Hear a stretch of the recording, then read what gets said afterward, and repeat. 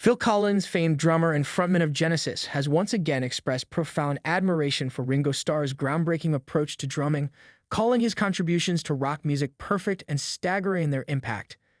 Collins singled out Starr's nuanced work on Beatles classics like Strawberry Fields Forever, A Day in the Life, and Rain as moments where he completely altered listeners' understanding of what drum fills could achieve. Reflecting on the music that shaped his own drumming, Collins recounts the moment a teenage version of himself saw the Beatles filming A Hard Day's Night at London's Scala Theatre.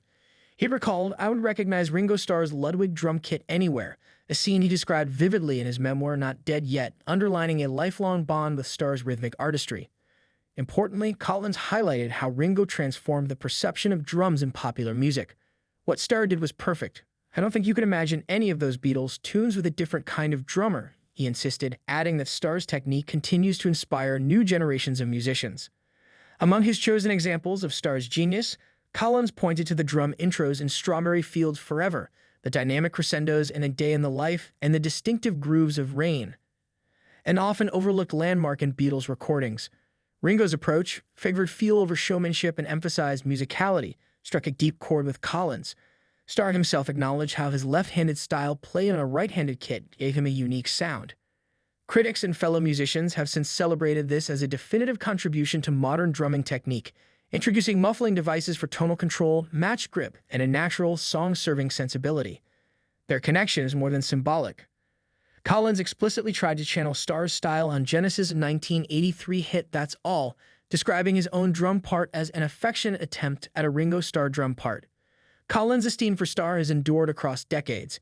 In a 2008 documentary, The Beatles' Rare and Unseen, he reaffirmed, "Ringo is a fantastic drummer," and later named Starr among his top 5 favorite drummers during a 2016 interview with BBC Six Music.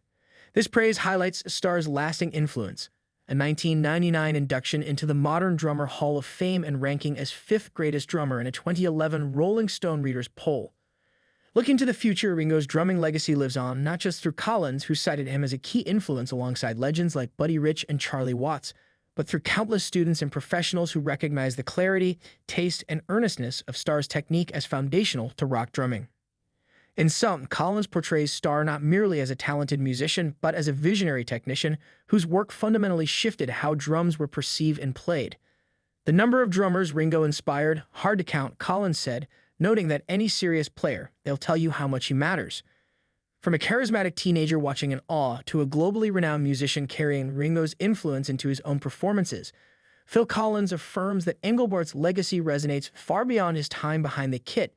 His magic still shapes rhythms and hearts around the world. With these reflections, Collins not only honors a fellow drumming pioneer but underlines the creative lineage connecting the Beatles to modern rock. Starr didn't just keep time, he changed the heartbeat of music itself.